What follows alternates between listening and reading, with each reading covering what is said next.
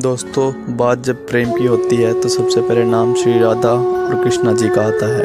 अधिकतम लोगों के मन में ये सवाल ज़रूर उठते होंगे कि जब श्री कृष्ण राधा जी से इतना प्रेम करते थे तो उन्होंने उनसे विवाह क्यों नहीं किया। और अगर आप सभी का भी यही सवाल है तो ये वीडियो सिर्फ आपके लिए है। दोस्तों, आज हम इस वीडियो में ये जानेंगे जब श्री कृष्ण राधा जी से इतना प्रेम करते थे तो उन्होंने उनसे विवाह क्यों नहीं किया। दोस्तों, इस बात का प्रचलित ग्रंथों और पुराणों में भी किया गया है। दोस्तों, आप सबको ये तो पता ही होगा कि श्री राधा और कृष्णा जी को कभी अलग नहीं किया जा सकता, पर वक्त ने तीनों लोगों पर राज करने वाले श्री गिरधर को भी नहीं बख्शा। वैसे ये तो आप जानते ही होंगे कि बाल गोपाल का बचपन वृंदावन की गलियों में बीता है। नंदलाल बचपन से ही बहुत नटखट और शरारती थे, लेकिन वो खुशियाँ नंदलाल के होने से ही थी। श्री कृष्ण अपनी बांसुरी बजा के सभी गोपियों का दिल खुश करते थे। कृष्ण जी जब जब यमुना के तट पर बांसुरी बजाते तो सारी गोपियाँ उनकी ओर खिंच चली आती थी। लेकिन कृष्ण जी की बांसुरी को अधिकतम कोई चाहने वाली थी तो वो थी श्री राधा। दोस्तों, राधा जी कृष्ण जी से 5 वर्ष बड़ी थी, लेकिन ना ही इस बात का फर्क कृष्ण जी को पड़ा और ना ही राधा जी को। राधा जी श्री कृष्ण से बहुत प्रेम करती थी, पर उससे भी अधिक श्री कृष्ण राधा जी से प्रेम करते थे। राधा वृंदावन से थोड़ी ही दूरी पर एक रेपलिक नाम के गांव में रहती थी, पर श्री कृष्ण की बांसुरी की आवाज़ सुनते ही राधा जी बेचैन होकर दौड़ी हुई चली आती थी। परंतु कृष्ण जी का जन्म भी इतना आसान नहीं था। धीरे धीरे वो समय आ रहा था जब उन्हें वृंदावन छोड़ के मथुरा जाना था। कृष्ण जी के मामा कंस का अत्याचार अंतिम चरण पर पहुंच चुका था। एक बार कंस ने बलराम और श्री कृष्ण को मथुरा में आने का आमंत्रण दिया। जब वृंदावन में सबको ये बात पता चली कि अब कृष्ण जी उन्हें छोड़कर चले जाएंगे तो वह सब भयभीत हो गए और वृंदावन में तो मानो अकाल सा पड़ गया था। माँ यशोदा ने जब ये बात सुनी तो उन्होंने अपने होश और आवाज़ खो दिए, क्योंकि श्री कृष्ण जी को वो खुद से हमेशा हमेशा के लिए दूर जाता हुआ देख रही थी। पर यह दुख सिर्फ माँ यशोदा को ही नहीं था, बल्कि उन सब गोपियों को भी था। इसीलिए जब कृष्ण और बलराम को लेने के लिए रथ आया तो गोपियों ने उसके चारों तरफ पहरा लगा दिया और कहा, हम अपने कृष्ण को नहीं जाने देंगे। कृष्ण जी ने देखा कि वहाँ पर सभी मौजूद थे, सिर्फ राधा जी को छोड़कर। श्री कृष्ण जी को राधा जी की बहुत ही चिंता सताने लगी, इसलिए उन्होंने सोचा कि जाने से पहले एक बार राधा जी से जरूर मिले।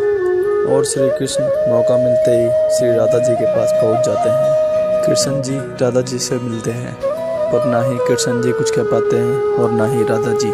श्री कृष्ण और राधा जी का ये मिलन एक अद्भुत संयोग जैसा है, क्योंकि ना श्री कृष्ण कुछ कह रहे थे और ना ही राधा कुछ महसूस कर रही थी। श्री राधा कृष्ण जी को भीतर मन से जानती थी और वो जानती थी कि उनके मन में क्या चल रहा है। शायद इसीलिए उस वक्त कुछ बोलने की जरूरत नहीं पड़ी और दोनों बैठे एक दूसरे को सिर्फ देखे जा रहे थे। और आखिर में श्री कृष्ण जी ने राधा जी को अपने गले से लगा लिया और दोनों ही बहुत भावुक हो गए, क्योंकि वह दोनों जानते थे कि अब उनका कभी मिलन नहीं होगा। थोड़ी देर बाद श्री कृष्ण अपने रथ के पास वापस आते हैं। रथ के पास वापस पहुंचते ही वो गोपियों को भी समझाते हैं कि वो अपना हट छोड़ के उन्हें जाने दें, और श्री कृष्ण जी वचन देते हैं कि वो लौटकर एक बार वृंदावन वापस जरूर आएंगे। और यह सब सुनने के बाद सभी गोपियाँ रथ के आगे से हट जाती हैं और श्री कृष्ण मथुरा की ओर चल पड़े। श्री कृष्ण के जाते ही वृंदावन बिल्कुल सुनसान सा हो गया, मानो कि वृंदावन की सारी खुशियाँ श्री कृष्ण अपने साथ में ही ले गए। वहीं दूसरी ओर श्री राधा जी उनके जाते ही बिल्कुल अकेली से रहने लगी और बस बैठे बैठे अपने श्री कृष्ण को याद करती रहती। ऐसे ही चलते काफ़ी अरसे बीत गए, परंतु उसके आगे राधा जी की ज़िंदगी क्या मोड़ लेने वाली थी, ऐसी कल्पना भी नहीं की थी श्री राधा जी ने। जो हर लड़की के साथ में होता है वही हुआ श्री राधा जी के साथ। माता पिता के दबाव में आके राधा जी को विवाह करना पड़ा। राधा जी ने दबाव में आके विवाह जरूर किया, पर उनके हृदय में हमेशा कृष्ण जी का वास रहा। दिन बीतते गए, साल बीतते गए और आखिरकार वो दिन आया जब राधा जी वृद्ध होने लगी। राधा जी को मालूम था कि उनका समय निकट आ रहा है, इसलिए उन्होंने सोचा कि आखिरी बार श्री कृष्ण के दर्शन कर लें। एक रात राधा जी चुपचाप अपने घर से निकल गई और चलते चलते कृष्ण की नगरी मथुरा पहुंच गई। मथुरा पहुंच के उन्होंने वहां पर श्री कृष्ण से मिलने का निवेदन किया, लेकिन जब श्री कृष्ण पहली बार राधा जी से मिले तो काफ़ी लोगों के बीच में घिरे हुए थे।